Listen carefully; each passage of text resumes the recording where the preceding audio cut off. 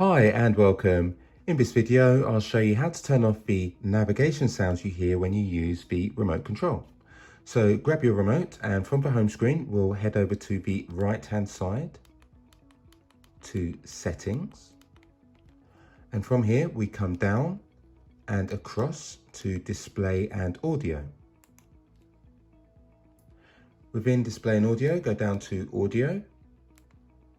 And here we have navigation sounds, and it says navigation sound is the sound played when navigating or selecting an item on the Amazon Fire TV stick screen.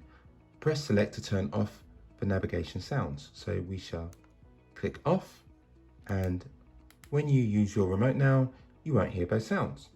So I hope you found this video useful, and if you have, really appreciate you giving it a thumbs up, and be sure to check out my channel and assorted playlists where you'll find out more useful information. Thanks very much for choosing my video and have a great day ahead.